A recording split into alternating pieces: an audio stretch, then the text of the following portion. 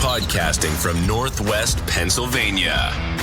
You're listening to the GenXtra podcast, a show about Generation X, movies, technology, weird news, and anything else they feel like. Join them every Monday morning. Now, here's your hosts, Dave and Joe. All right, welcome back. Joe, here we are. Dude. 2024, right? Yeah, I feel like we haven't recorded since last year. It's been so long. Oh my God. Yeah, hopefully everybody missed us. I missed doing the show. It was nice to take a break though. It was December's busy. There's a lot to do. Yeah, even if it wasn't based around the holidays, like the break just felt good. Like we both love doing the show, but it was good to just kind of take a breath and kind of recharge the batteries. And I actually feel that way. Like I feel like I have like a new energy to the show again. Not that I was getting burned out. I'm not trying to say that. No, but I think it's the same thing with work with anything, too. Yeah. I mean, I was being back in the office was like, I don't know. It was just like towards the end of the year, you start to get burned out from being there every day. And my first day back to work That was probably this week, it was definitely but also it wasn't. It was actually kind of relaxing in a way. Like everybody was still getting caught up. So there weren't any emergencies. No one was running around like, hey, this needs fixed, or, we need this reprogrammed, that kind of stuff. It's a weird thing, because when you are like, just totally spent from, the year of work and you get that break, it's so nice to get away.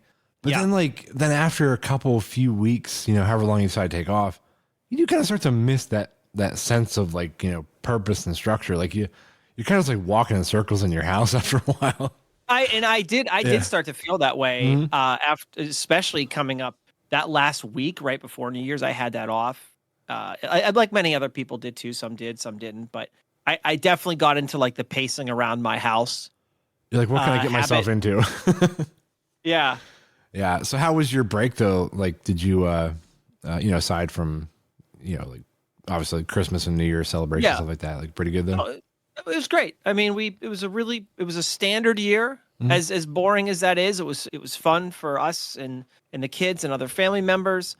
We saw a few people from the extended family. Nothing really exciting happened this year. I don't have anything like, oh my gosh, we went to someone's, house and this happened or anything like that. It was a very a good, safe, boring year. Yeah. I mean, those holiday, are good, yeah. right? Yeah, which is good. I know, right? Like it's probably the most exciting thing was that the last present, I guess, that I could say our family shared, because it was a family gift, is that we got one of those hoverboards this year. The ones I think it was like 5 or 6 years ago, they were kind of unfortunately famous for like the batteries catching on fire. That was a family gift? Remember like, that? for all of you to enjoy? Yeah, because it can't really take like one of those things and be like, here, this is just for you, right? Because, my son's going to, if I just give it to my daughter, my son's going to see it. Oh, so if you said it was for like just the two of them, why would that have been bad? Has your wife gotten on it? Yeah, my wife's ridden on it. Okay, Yeah, I've ridden on it. It's fun. Yeah. Our kids have, and I refuse to get on it, man. I'd break my ass. I know I would. Here's the really interesting thing about those hoverboards. So if you're wondering what I'm talking about, for those listening, it's the one where you kind of stand forward on it. It's not like a skateboard where you stand, sideways. It's like standing on a skateboard, but the wheels are facing the other way. Right. You roll forward, chest first, face first, right? Yeah. It's surprisingly easy, believe it or not. Really? It took me one session. I closed the garage door and I moved the cars out and I said, I'm just going to learn this thing. And it probably took me 5 to 7 minutes to get used to it. And then after that, we got all the garden tools. Everything dangerous you could land on. Oh yeah.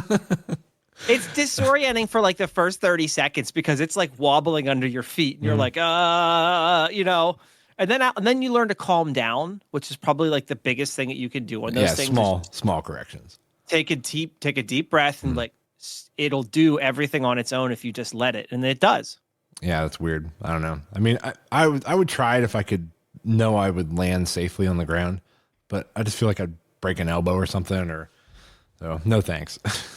Good for you for trying it there. I mean, it's not for everybody, but it worked out okay for us. Yeah, well, that's good. Yeah, glad you guys are enjoying it. Yeah. Yeah. So a couple of things, Joe. Now that we're actually back in the saddle here, we have to talk about. We've decided to make. We talked about this a few episodes ago, and during the break, Joe and I decided we were going to kind of just restructure the show a little bit. So it's still the same show, but we want to kind of give ourselves an easier time as far as content and what we're kind of focusing on per week. Yeah. So yeah, we've just structured it a little bit more structurally, we'll say. Do you want to kind of explain what we're kind of doing as far as our schedule goes? Yeah. What we are going to try, at least over the next couple of months, we'll see is how it goes. a rotational. Yeah. I mean, a lot of this stuff is certainly not set in stone. It's more, and as Dave said, it's more to give us a little more structure to the show. Hopefully that brings a little more structure to what you're listening to. Like you can kind of count on certain things to come up, on certain, rhythm or rotation or whatever. Also helps us out because we know what we're planning for and everything. But basically what we're moving to is a 4-week rotational structure of the show where certain aspects will come up in regular rotational slots. Now we might move things around, or we might replace something, or if we have a guest on, right, that whole set of topics for that week will get pushed out or whatever. Yeah. But the point is that we're moving kind of to a more of a solidified rotational structure for certain topics of the show. Like for example, This week, media Joe. picks. Yeah, like this week, for example, right? Week one's schedule.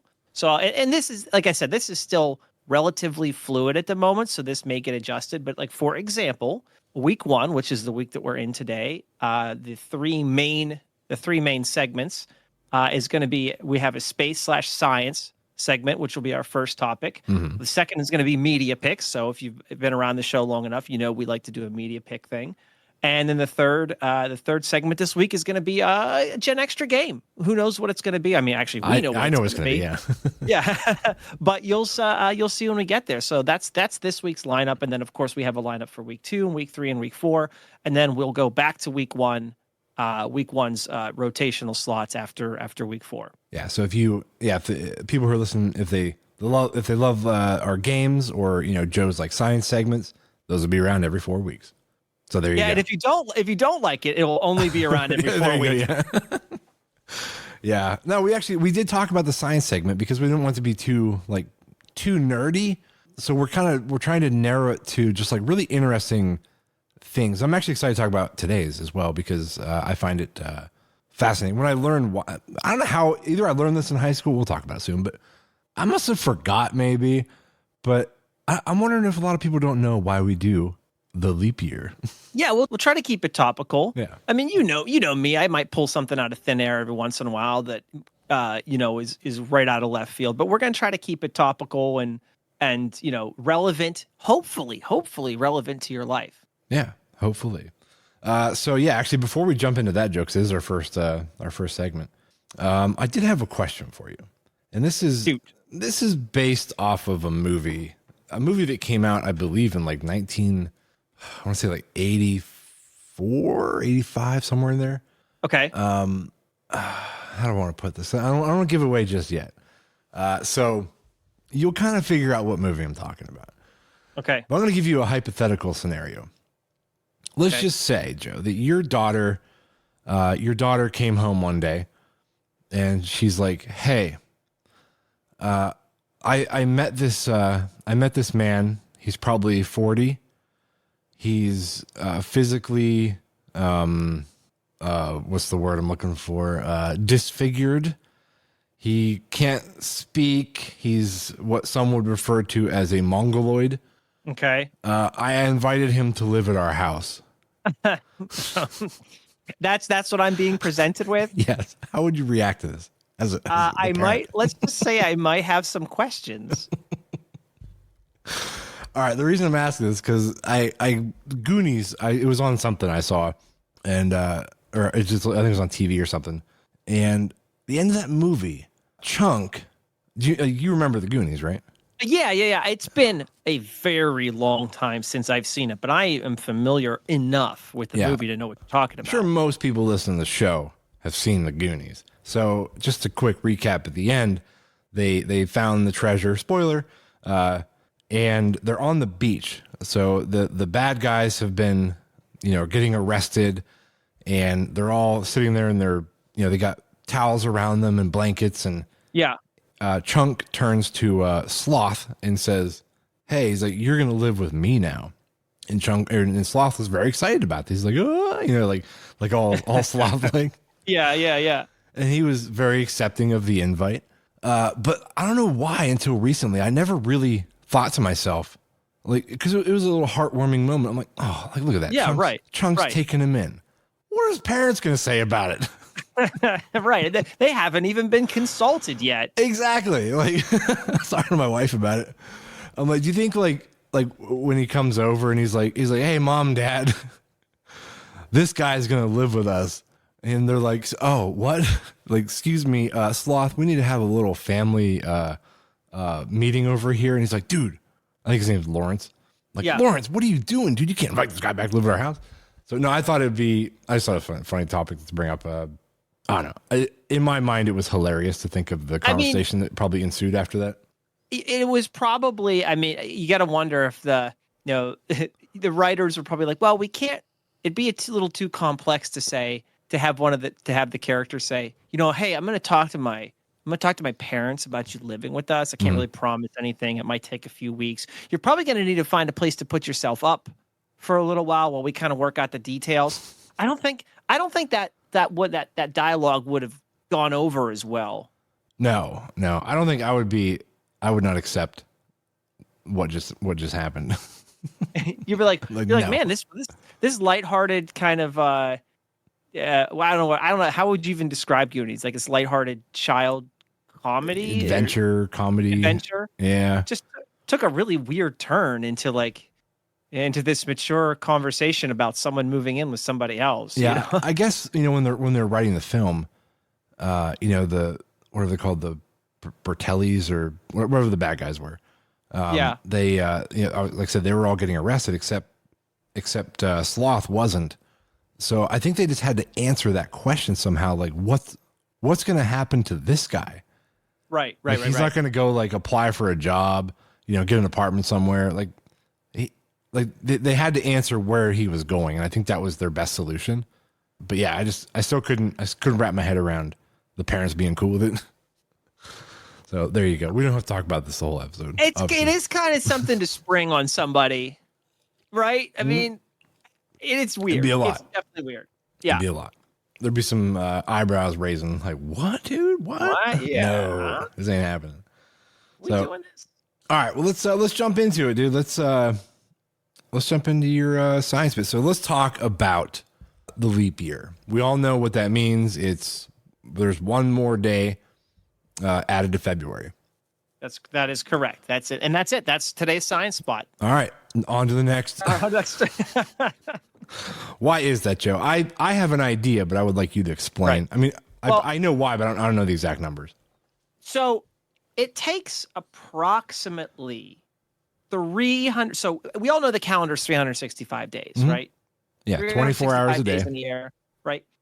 20 air quotes 24 hours a day.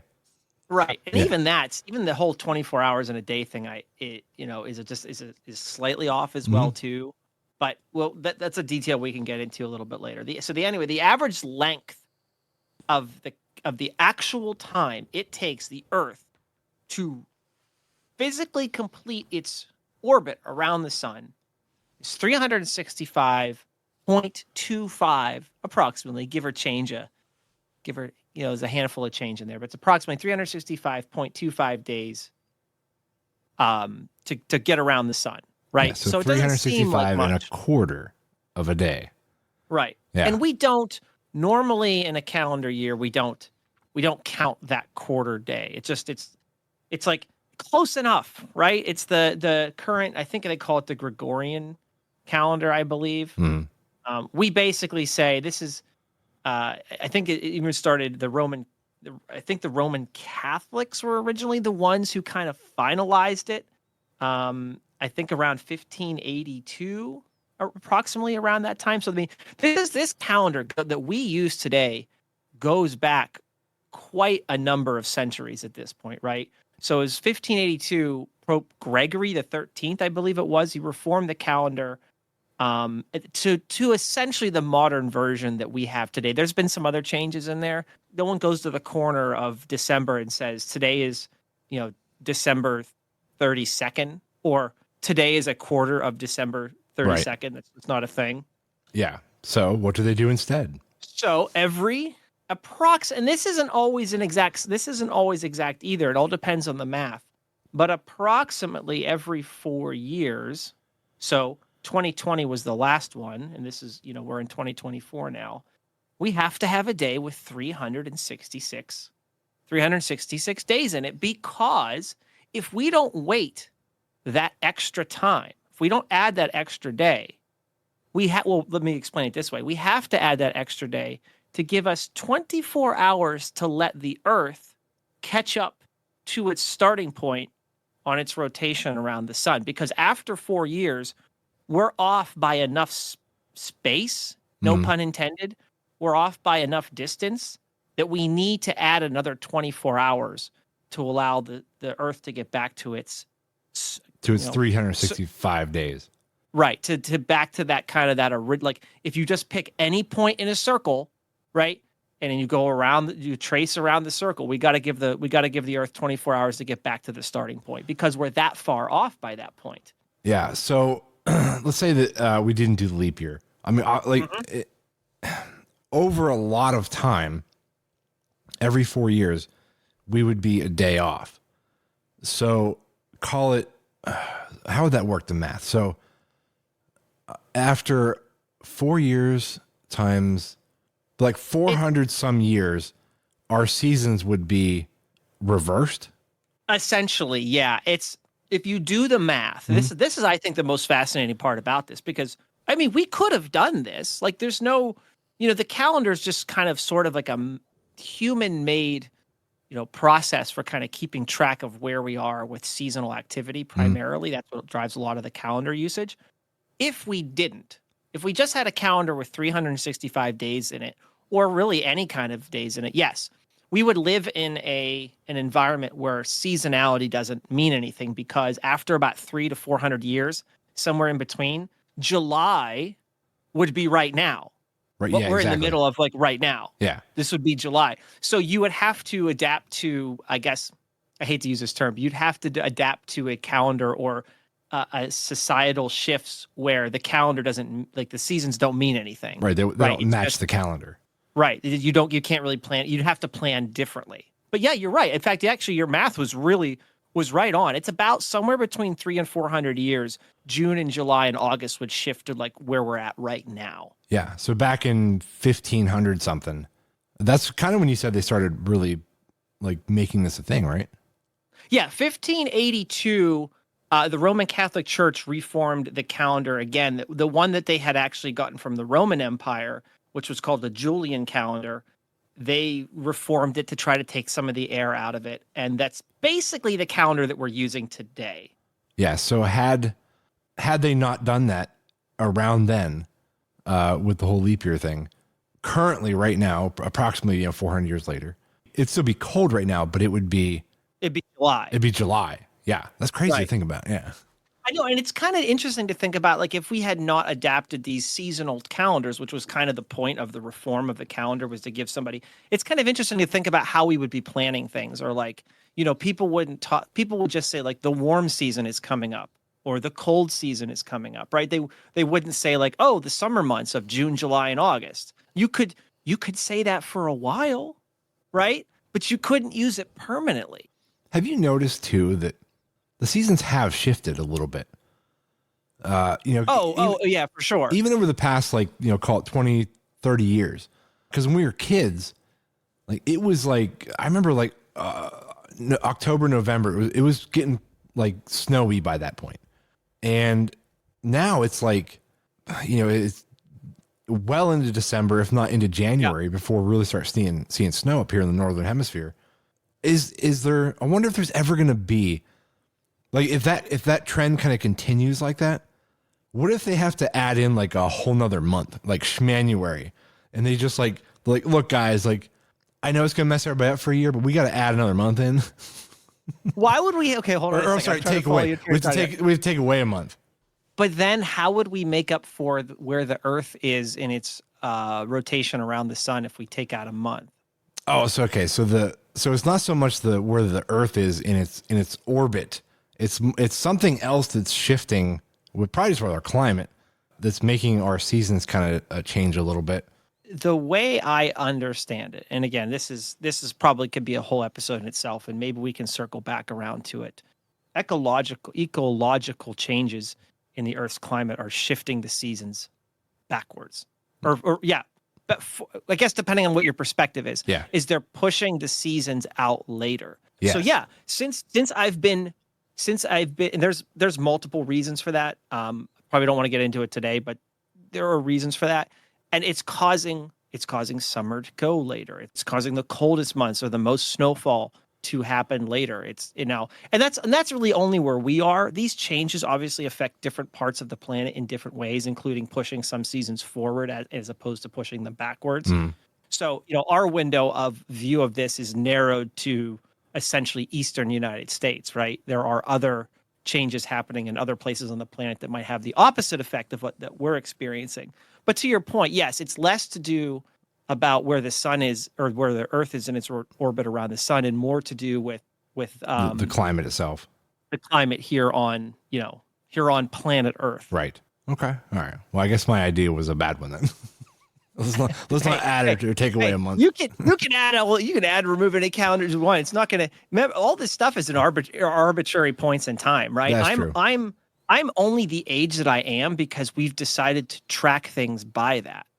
You know what I mean? Yeah. Like if you think about it, tracking your age and it just gives structure to society. It doesn't actually, you're still just how old that you are by the length of time that you've existed, right? So it's kind of like a weird thing to think about, that someone might be 30 years old or 40 years old or 50 years old, but that's just because we've structured it around that. We've structured it around the rotation of the Earth and the rotation of the orbit, like that. That's just correct. Yeah. Had we not, rewind, thousands of years ago when they didn't know all this information, you were just as old as you were. Yeah. Like, yeah. You just existed. You didn't have a number. You didn't. Yeah. Right. Yeah. You were just there. Then you weren't. I mean, whatever. They probably calculated it as far as like winters or something, like, oh, I'm 27 winters old. Like they probably still put something on it, that was very typical. What you just said is that you would kind of do things like seasonally. Yeah. Like I think human beings just, cause we're thinkers, we have to put something together. Like things need to add up, and animals, they don't give a shit, but people got to know, they got to have an answer for stuff. Yeah. We need structure. We do. I mean, what's the word I'm looking for here? We're a species that appreciates structure. Yeah, structure, right? Information, knowledge. Yeah, like yeah. All right, well, there you go. Do you have anything else to add to that? Here's something to think about with the whole leap year thing and everything. This is just a fun little science factoid for people, and I can't visualize this for you, but I want our listeners to go to YouTube and just type something along the lines of, how does the solar system really look?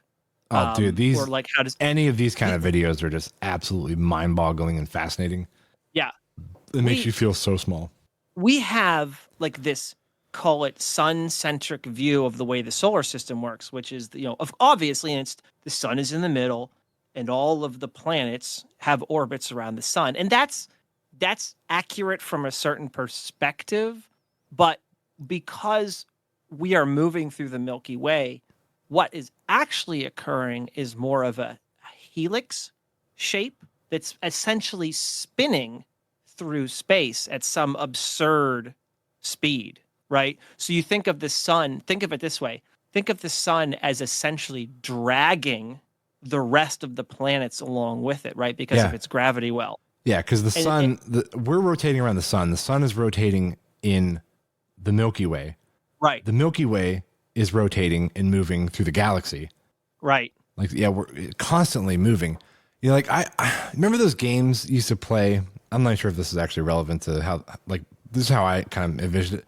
It was like this round thing. It had all these gears, and there was another round thing in it. You stuck a pencil in it, and it had gears, and you'd move it around. Remember? Yeah. It would make these interesting shapes. That's how I always kind of imagine like if that was like the sun, the tip of the pencil. It's just like just moving around. And then add a third dimension to it. Yeah, and then a third dimension to it. Like that whole structure is moving around another bigger geared structure. Exactly. Yep. It's kind of mind blowing. So can't visualize it here on the GenXtra podcast, but go to YouTube and just type something like, how does the sun and solar system actually move through the universe? It'll open your eyes. Oh, dude, the speed that like our galaxy is moving is ridiculous. Like it's it's going at like light speeds, isn't it? It's slower than that, but it's fast. Okay, I don't know. So it's fast. it's let's just say it's fast. Oh, I guess nothing can go the speed of light except light. So like that is correct. Yeah. That is correct. So okay, so I guess we wouldn't be flying that fast. Oops. Best. Are you ready for this? Mm-hmm. The best measurements of our own speed around the center of the galaxy. So remember, we're in the Milky Way. We're in the arms of the Milky Way, spinning around the center of our galaxy, which, by the way, is probably a massive black hole. We're doing approximately 492,000 miles per hour. That's fast. Or 220 kilometers every second. That's pretty quick, man. It's kind of fast. It's a little fast. A little quick. All right. Do you have anything else to add to your science segment, or do you want to move on to media recommendations, picks? Media chat. Let's move on. Okay. All right. Well, there you go. There's our Joe's Got Space Facts segment for this week. Remember, you'll hear that again in 4 weeks. You know what we need, and I'm gonna help you find it, is we need a sound of like a satellite moving through space or something. We're gonna have to get intros. Science, I think for all of all of this. Yeah. Yeah. Yeah. We need one for our media picks. Yeah. I'm gonna have to get that guy on Fiverr, whatever they call it. Get us some new intros. Especially now with the new structure, right? Yeah. Now with the new structure, I think we actually have a chance to use these things as opposed to what are we talking about now? Yeah, it's just some random button.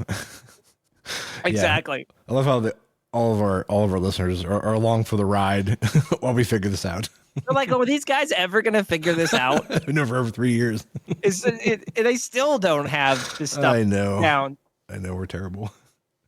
Okay, all right, let's move on to our media picks, Joe. Yeah. So I have one, and I have a second one as a backup in case we need it. Okay. And you found something too, right? Yes. Okay. Yes. Right. Well, I'll go first since you just had to talk a bunch. So I've actually seen this on Netflix a couple of times. It's called River Wild. It is not The River Wild, which was like the Meryl Streep, Kevin Bacon movie from back in the 80s or 80s. No, it was 90s. That's different. That's different. It's a totally different property. Yeah. When I saw this movie pop up on Netflix, my first thought was, I'm like, oh God, they redid The River Wild. I'm like, no, like that for me, that's one of the movies that was when they did it back in the early 90s, mid 90s. It was perfect. It was fine. Like it didn't need to be remade. There was nothing about it that screamed, this will be much better if we redo it. Okay. So I avoided watching River Wild again, which came out. 2023 is new. It's like 2023. This one's just called River Wild. Correct. Okay. Yeah. So I was scanning through, I think it was like 2 nights ago actually. And I was like, you know what? I'm going to check it out and see what it looks like. Cause I personally love movies that exist in like the wilderness. Like that's like my jam. Yeah. So I'm like, I'll check it out. So I queued it up and I was about 10 minutes into it. And it was pretty evident that I think it was an independent film company that made this. Okay. So it wasn't shot real well at first. Some of the characters and the dialogue was a little bit rough. So I will say, if you do decide to watch this, push past the first like 10 minutes. It does actually get a little bit better. So, but what are we dealing with here though? Is it's not a spiritual reimagining of the River Wild from which is correct me if I'm wrong. The original, I don't know if the original, sorry, it might be the wrong word. The River Wild with Kevin Bacon is a whitewater rafting movie, isn't it? Yes. Yeah. Oh, I guess I just assumed people knew when the movie was. Yeah. So in the original, a family goes on a whitewater rafting trip, and Kevin Bacon and the other guy, oh God, what's his name? I don't remember, but he's been in a lot of stuff. They end up getting with Kevin Bacon, or no, I'm sorry, Kevin Bacon ends up getting to Meryl Streep and her family, and they had just robbed a bank. Kevin Bacon did, and they take them hostage, and that's kind of the movie. They have to get downriver. They want the Meryl Streep family to get them downriver through all these rapids so they can escape. Got it. Okay. Yeah. So the new one that just came out sort of follows a similar idea. So it was not a remake. I think it was kind of a reimagining of a similar story that took place in a very similar scenario, place, but they did twist it up a little bit. I don't want to dive. So River Wild is also whitewater rafting. Yeah, with a pretty similar plot, but just really, yeah. Okay. Yeah, so it was sort of, like I said, like a reimagining of the story. Different characters, a little different plot as far as how the conflict is in that one. Mm-hmm. But overall, though, I thought it was actually pretty decent. Once they got into it, I started to really enjoy it. And I watched it the whole way through. Sometimes I just bail on a movie because I'm like, I can't do this. I finished it, so that says something. So are you saying that you kind of have to get past, like you have to kind of get past the opening, like the Yes. Get past kind of like maybe some of the, because I haven't seen it and I'm going on what you're basing on, but kind of get past like some of that kind of like indie or like stilted dialogue and get it into the meat of the movie? Yes. Yeah. As it got a little bit further in, everything got better. So yeah, like I said, if I could have bailed easily in the first 5 minutes, I'm like, no, I'm not doing this. How's the actions? Because since I guess this probably is, like you said, it might be a smaller film or an independent film. How is the rest of like the cinematography? Like, because whitewater rafting cannot be that easy of a thing to film and to edit. It was done decent. The original was done better. Probably they had a bigger budget, so it was shot better. But yeah, I mean, for what I'm assuming was a low budget indie film, they did pretty good. Like it wasn't terrible by any means. So yeah, there you go. There's my pick. So today's recommendation on River Wild is you're giving it at least a thumbs up. Yeah, I will talk about 2 plot holes. Ooh, so plot holes. Spoiler-ish, not really. You'll notice it. I'm not giving anything away. Maybe a little bit. So if you don't want to hear what I'm about to talk about, just hit the skip button like 5 times. So 2 things happened in the movie. One, somebody got injured. They needed to use the sat phone. The sat phone was dead. All right. The problem was about, I don't know, 2 minutes before that, one of the leads was in her tent as they were getting ready to camp for the night, and she was texting her boyfriend. No one decided to actually just try their regular cell phone. No one said like, "Oh, hey, yo, like I got service over here. I was texting my boyfriend." Yeah, that's a thing that happens a lot when you're no matter where you're at now. Sometimes the cell phone is in again. Yeah. But the signal's back. They should have not put that part in there where she was actually using her phone. Yeah, that's very, what you bring up is very common with a lot of films today. It's like, why didn't they just pick up the phone and call somebody? Yeah. Now that everybody has a cell phone.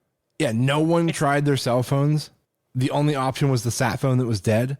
They're like, well, let's not even look at our cell phones or bring up the fact I was just using it.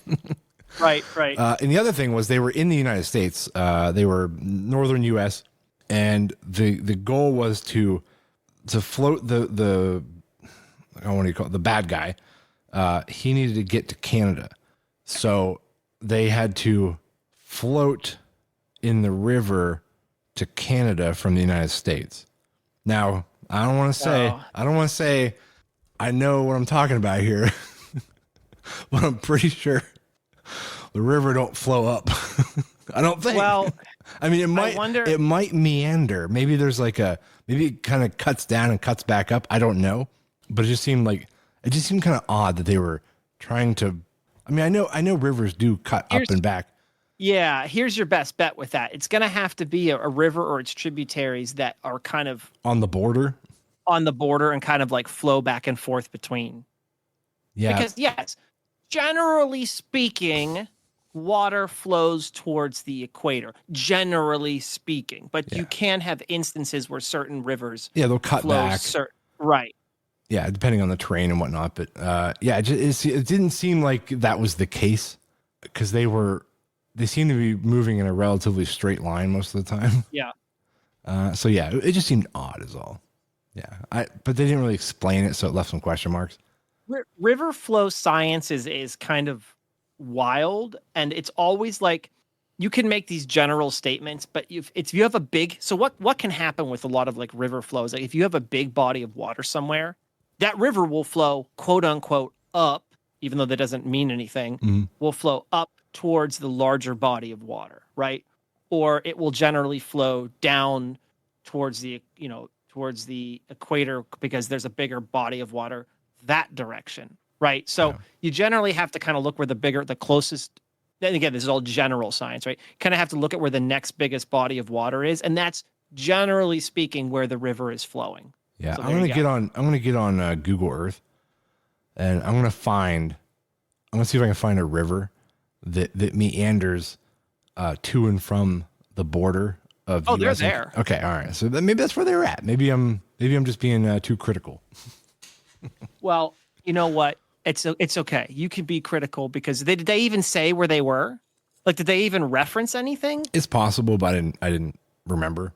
Because the bigger problem, to your point, would be that if they referenced a geographic area, and that there actually isn't anything in that area.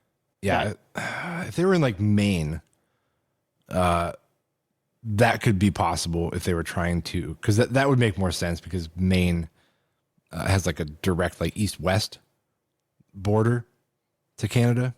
Yeah, right. That could meander. That in my mind, I'm thinking like a north-south border.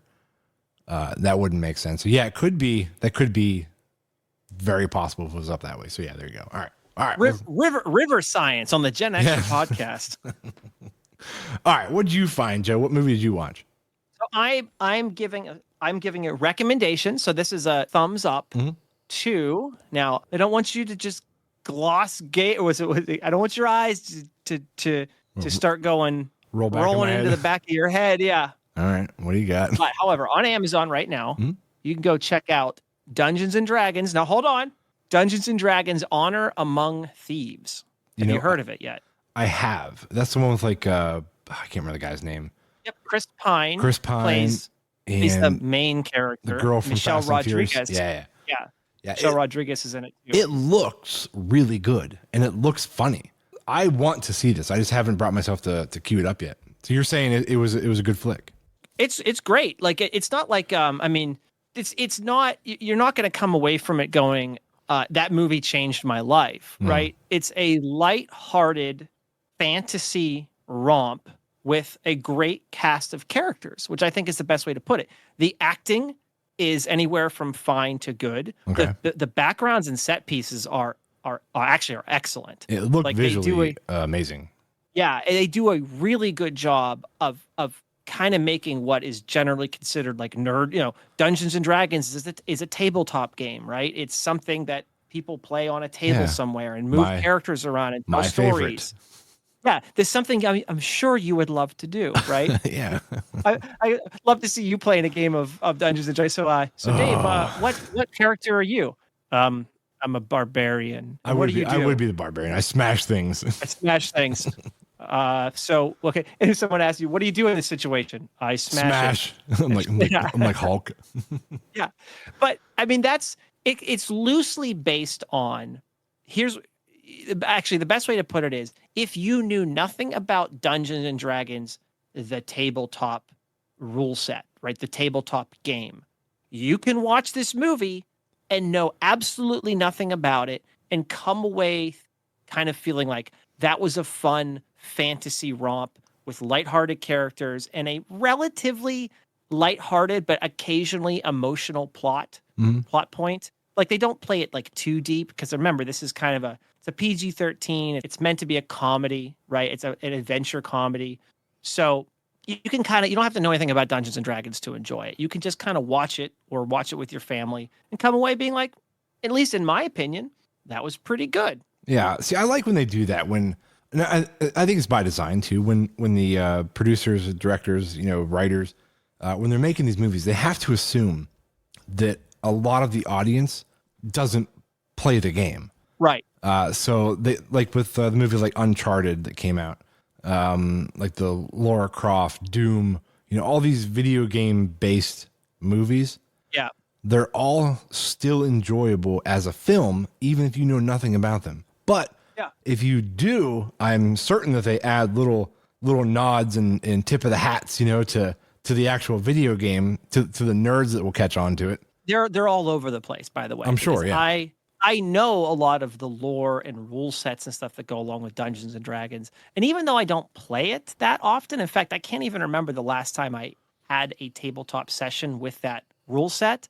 I know the lingo and it's in there. But if you don't know it, it's for someone like yourself who doesn't know it, you're not going to see that and be like, why did he say that? That felt like so out of place. The dialogue doesn't even make any sense. No, it's not forced like that. Right. Like I said, a little nod for the nerds. Yeah. They'll know it. It's the kind of movie that reminds me of, here's what it reminds me of. Remember like in the 80s, I'll say mostly the 80s, when we had a lot of those kind of like cult classic like fantasy movies that people will still talk about today, things like Labyrinth and Willow, that kind of movie. Yeah, Neverending Story. Right. It reminds me of that, only instead of some of those movies had a little bit more of a serious tone to them. This one is a little bit more of a comedy. Yeah. But it reminds me of that type of filmmaking, which we haven't seen in quite some time. Yeah. Was it like what was like the main drive? Like, did they have like a love story happening?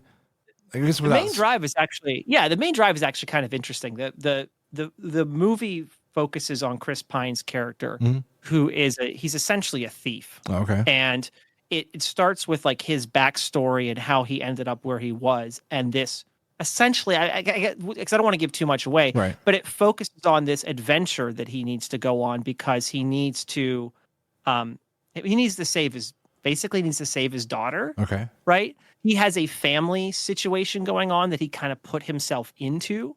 And to get himself out of it, he has to go on this adventure with these other characters and essentially, save the day or fail, right? I mean, which is kind of like the whole point of, most movies, but it's like, that's also fits very well with like the structure of the game, is that you go on an adventure, right? And you either complete that adventure or you don't. Okay. All right, dude. Yeah, I'm in. I think it sounds awesome.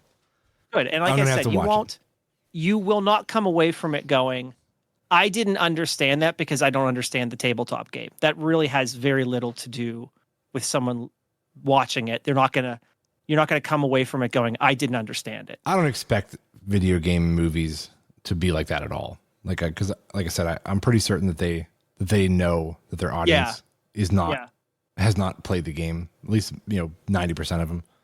There's always a risk there, though, right? There's always a risk there, though, and that if you deviate too far from the source material, I'm saying like you're just like you take what you said to a degree where it's probably gets into you don't want to piss the nerds territory. Off. Yeah, you piss the nerds off, no one's going. Yeah, yeah, that is very true. All right, well, that's a good recommendation. I'm going to have to check that one out. All right, I'm going to save my other one for another time because we got about 15 minutes left, and I want to jump into the last section here, which is the game we're going to play. I don't even know what you call this game. Guess the year, perhaps? Guess the year. That's what we're going to call it. Guess the year. Yeah. So Joe has found for me 10 movies that I need to guess the year it came out. That's correct. And I found for you, Joe, 10 songs that you need to guess the year they came out. Now, are we going to do the 2 versus 1 point rule set where if you just get it straight up, you get 2 points. So if I give you a movie and you're like, that came out in 1992 and it's right, you get 2 points. Yeah. However, if you choose, I will give you a list of years, and you can choose from the list. And if you get it from the list, you get 1 point. Are we going to do that? Sounds good to me. All right, let's do it. All right, I'm going to get my piece of paper out here so I can keep a tally of what right. What you got. This is hardcore quiz. It is. You know, yeah. it's important. We were actually joking about that when we were setting this up. I'm like, I don't want to do quiz questions, man. Like we beat ourselves doing that Are You Smarter Than bit for like 6 or 7 weeks. Oh yeah. That was a lot. Right, so we instead of like a quiz, we kept it to like a year this week or changed the kind of the point because that was a doozy. It was. So, all right, do you want to ask me the questions first or do you want me to ask you yours first? You know what? I'll just go. You asked me, so I will ask you first. Okay. All right, let's do it. Here we go. I'm nervous. All right, here we go. So I've got 10. Actually, I have 11 here. I got a because bonus? I threw a kind of like a bonus, but we'll see if we even get to it. You might not even need it. All right. So here we go. So your first movie is a personal favorite of mine. What year was Spaceballs released? Oof. I'm going to say 1986. Oh crap. I'm sorry. I'm sorry, but you were so close. All right, give me my options. I'm going for 1 point. Here we go. All right. Here's your options. 1982, 1986, 1987, or 1990. I thought it was going to be multiple choice. 3. Well, you got 4 multiple choice. Well, we can take 86 off the table. What were the other 3 options? So what you have, so if this is so just point of clarification for ourselves and our audience here, is the person answering, they can fail the first one and then they get the choice. Is that what we're doing? Yeah. Okay, fine. Then you have remaining. You have 1982, 1987, or 1990. I'm going to say 82. Oh, sorry. No, was it 87? Sorry. Yeah, it was 1987. Damn it. All right. Plus 0 for Dave. Oh, God, I'm not off to a good start. All right, give me the next one. All right, here we go. Mm-hmm. Your second movie to guess the year of release is Spider-Man, the original Tobey Maguire release. 2000. Actually, so sorry, I don't want to give the thing away yet. So your first guess is 2000. 2000. I'm sorry, that is not correct. So moving to your choices, you may choose between 1999, 2000 is out, so don't worry about that. So 1999, 2002, or 2004. 2002. You are correct. Okay. Ding, ding, ding, ding, ding. I have to bring up the ding sound. Yeah. Here, how about this? There you go. All right. All right, give me the next one. All right, +1. All right. The Lord of the Rings, The Return of the King, which was the last Lord of the Rings movie in that trilogy. The last one. Okay, so I'm going to say that was 2000 and let me think. 2003? He nails it. Was it? Yes. Yes. So that is a whopping +2. Yes. That was good. I did not know that until I looked this up. In fact, if you would have asked me that, I would have been like 2006, 2005. Yeah. You know? All right. Nice job. Thanks, man. Okay. Batman, the original, well, not the original. That would be like the whatever it was, 50s or 60s or something. Batman, the first Michael Keaton film. Just titled Batman, and I'm pretty sure it was directed by Tim Burton. Yeah, this is definitely mid 80s ish. I'm going to say, you know what? No, it was later 80s. I'm going to say 89. Oh, he nails it again. Yes. I'm good at this game, sort of.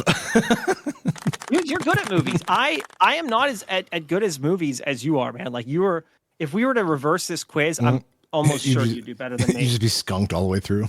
Yeah, just 00001. Yeah. All right. Here we go. I think this is number 5 for you. It is. Toy Story. Just Toy Story 1. The original Toy Story. Oh, this is like definitely mid 90s. I'm going to say 1995. He nails it again. Yes, dude. That's good. I have a weird memory of like, I mean, to be fair, the first one I was only a year off, but I guess way bad on the second guess. I mean, just the fact too that you have honed right in on mid 90s is really impressive because I'm like, Toy Story is way older than you think it is. Right? Like yeah. mid-90s to me now is just like, what? Yeah.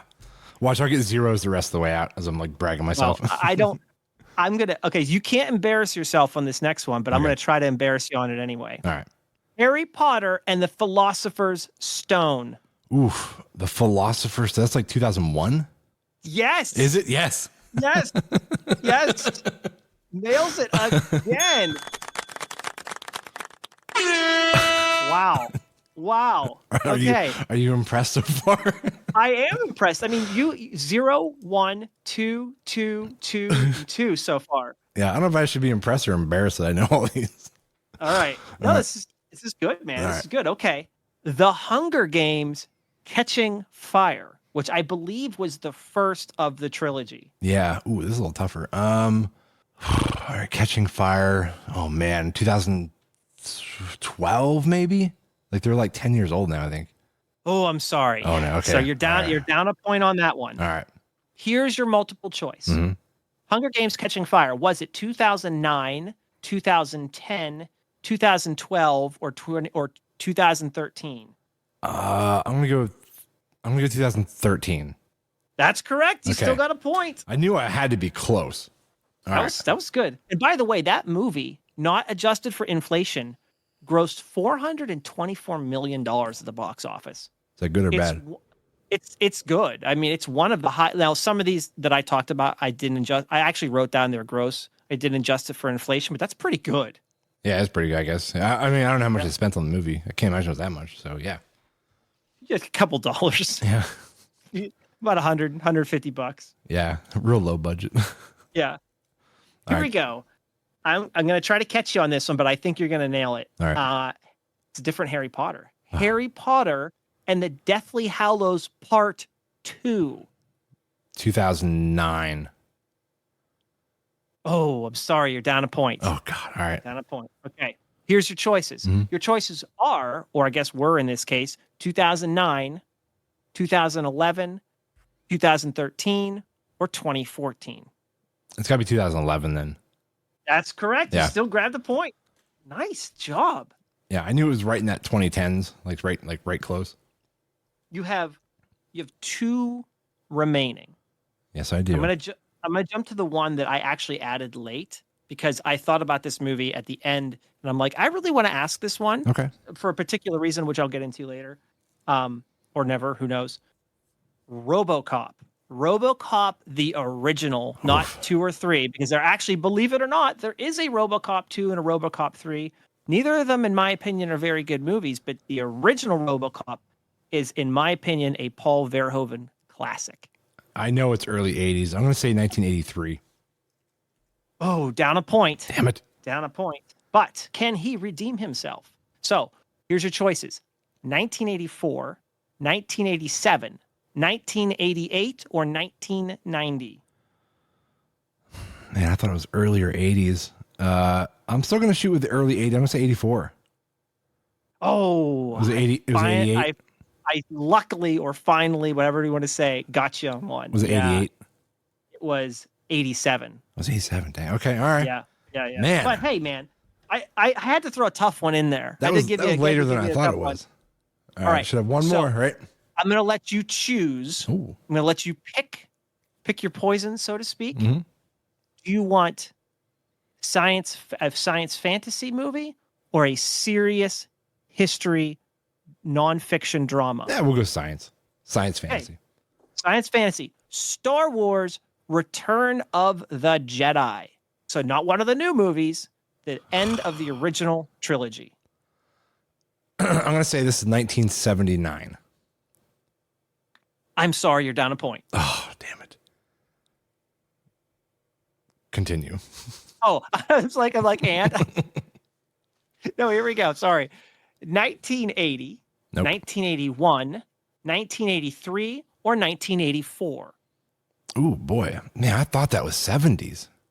Wait a minute. They stretched, I promise you, Return of the Jedi stretched into the 1980s. Wait. Promise. What's the first one that came out? The very first one?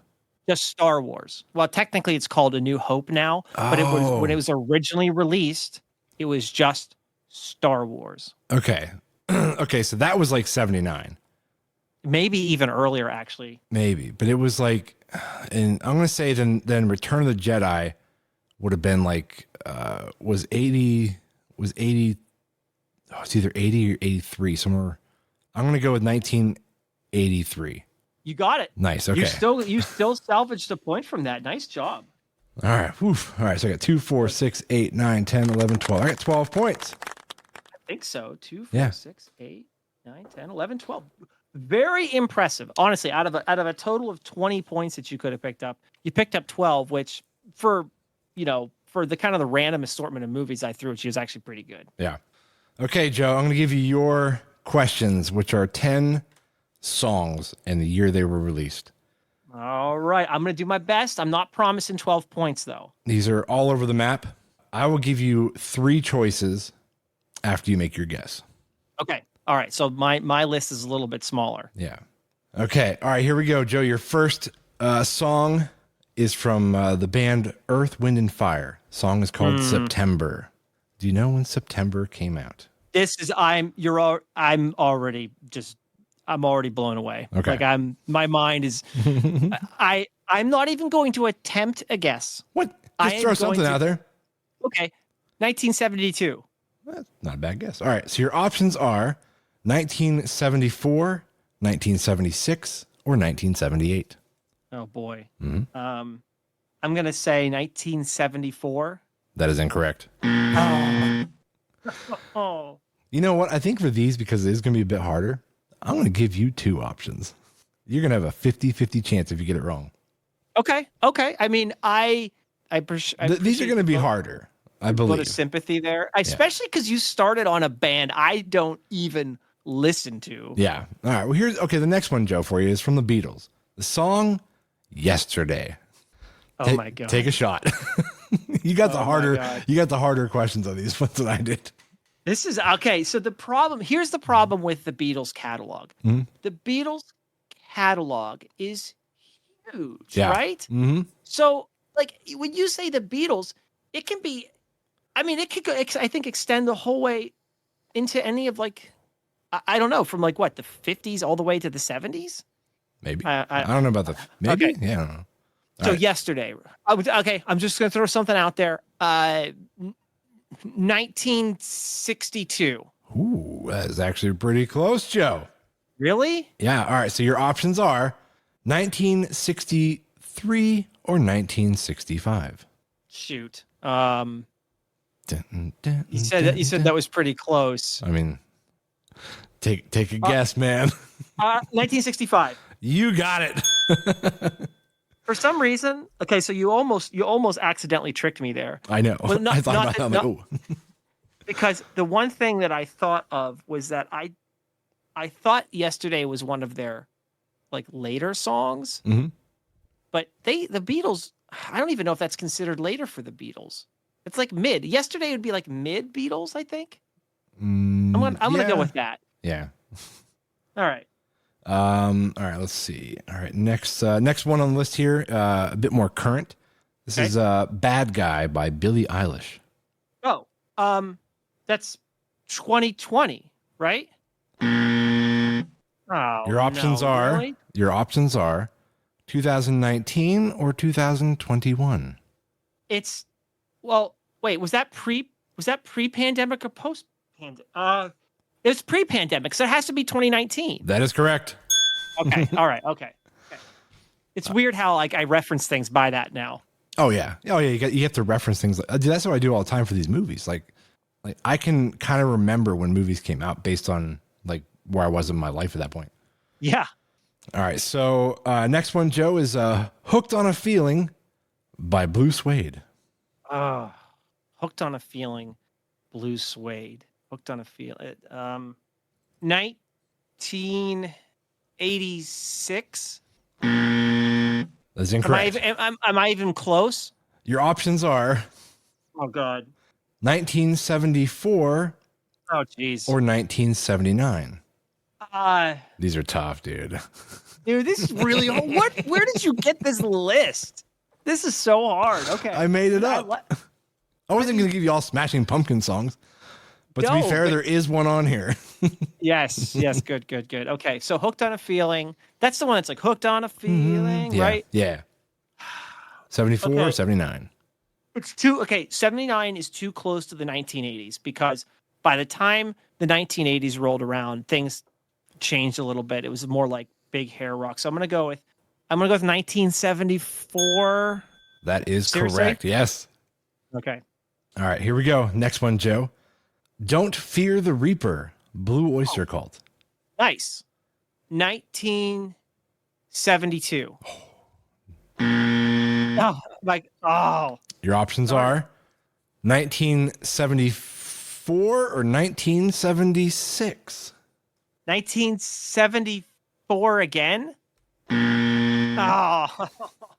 1976. All right. I guess, yeah. I mean, I guess it has to be, right? Mm-hmm.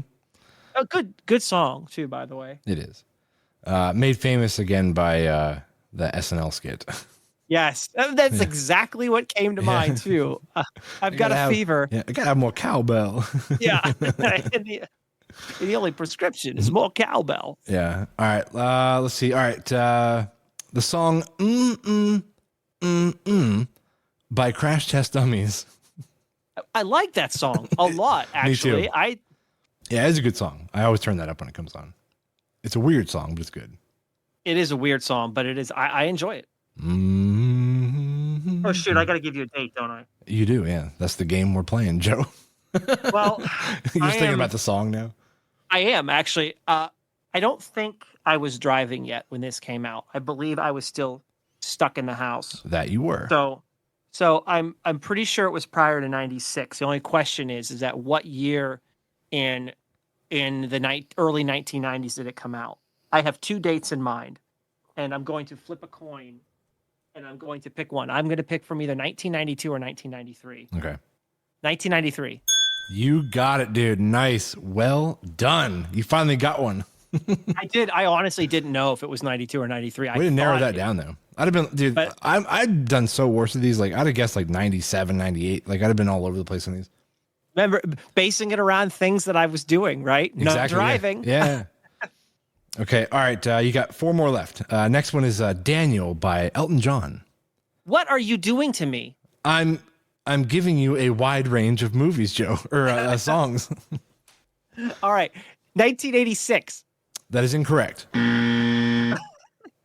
Your options are 1985 or 1973.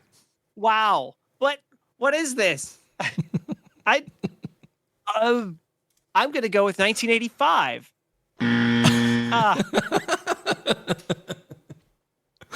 Oh man. I would not have guessed that either. That was from 73. But Elton John's been making music for a long time. So it's like his catalog, like when you give me one of his songs, like his catalog is so broad that it's like I might as well just throw a dart at a dartboard. Mm-hmm. Okay, three more, Joe. Next one is the Open Road song by E169. This should be in your wheelhouse of knowledge. Yes. It's post grunge. I know that for certain. I know it's post grunge. 1999. Oh, darn it. You were so close. I figured it was really close. What I have remaining? 1998 or 2000? Oh, figures. Okay, so I'm going to go 98. That is correct. Yes. Okay. Okay, where are you at here? You got 1, 2, 3, 4, 5, 6. All right. So you need to get both of these to at least get 10 to keep it close. Right, to even get into double digits of points. Okay. All right, your next one, Joe. Don't Stop Believin' by Journey. The song that everybody knows. Yeah. I'll tell you what, just to be fair, if you get within a year up or down this one, I'm going to give it to you. It's okay. It's the 1980s. Mm-hmm. It's the 1980s, right? I know it wasn't from the 70s. I know it was early 80s. I'm just going to throw it out there. 1982. It was 1981. I'm giving it to you. Oh, I got a sympathy. You got one sympathy two-pointer. one. This next one you get no sympathy for because you should know this. Okay. The song is Ava Adore by the Smashing Pumpkins. You know what though? I already have an answer. I already have an answer in my mind. I know right where I'd be at on this one, and I'd be tossing between 2 years. Here's the problem. Mm-hmm. I cannot remember off the top of my head if this album released in 1997 or 1998. But don't tell me. Don't tell me. I'm trying to think about, because this is the year that this is when I left for college, or around that time. So I believe I was no longer, no, actually that's the answer. I was no longer in high school. I was getting ready to leave for college. So it has to be, it doesn't have to be, it has to be 1998. That is correct. Yes. Okay. All right. Dude, you pulled out 10 points. Right. Thanks for the sympathy one. Oh, you got one sympathy one. You guessed it within a year. That was a good guess. Dude, it could have been 1986 for all I know. Still a good guess, though. Dude, well played, though. Well played. That was funny story about that. I remember hearing it for the first time at one of our friends' house in where we grew up in Oil City. Mm-hmm. And I remember my initial reaction to Ava Adore was, I'm not exactly sure what I just heard. Oh, yeah. We've talked about this before. Yeah, it was. Yeah, you remember that initial reaction to that album? It took me a couple times through it to really start to like it. Yeah. But yeah, once I heard the whole album the whole way through, like 4 or 5 times, like I love that album. But many Makes more people sense now. Oh, dude, it was so ahead of its time. It was so far out there for the timing of that album, of when it was released. But yeah, dude, I don't even know if it's like, is it more relevant now, or did it just become more relevant and then now it just sounds old again? That's a really good question. I don't know. I don't even know where to peg it these days, right? Because it is, in fact, it's actually more in line with what you would almost call like that modern alternative kind of electronic sound. Mm-hmm. But in 1998, it was a completely foreign concept coming out of grunge and post-grunge. And so much so that, Billy Corgan pulled it way back by the time Machina came out. Yeah. Yeah. This is the Smashing Pumpkins in 1998. Yeah. Go figure. It was weird for the Pumpkins. Yeah. Like, Dude, I love it. I still love the song. This is one of the harder tracks on the album, too. Yeah. Now I just want to hear the whole song, so I'm going to pull this back. I know. down. Well, and it is, so you could definitely tell why they released that as a single, though, because it's one of the harder songs on the album. There's a lot of softer electric synth pop on that album. And the record company was like, you can't release one of these other songs first. You have to release Ava Adore first. Okay. Because yeah. that's I'm guessing. I'm not saying that's what happened. I'm just saying that, like, imagine if they had released some of the softer ones or like Perfect first. Yeah, which is a great song. Which is it's essentially a pop song, which is fine. I don't care that it's a pop song, but it's a completely different sound for them. It was. Yeah, so all right, man. We're actually like a little over an hour here, so let's wrap this one up and let's call it. So, all right. Yeah, guys, thank you all for tuning back in. Hope you all had a nice New Year and Christmas, and we'll see you next Monday. Talk to you next time.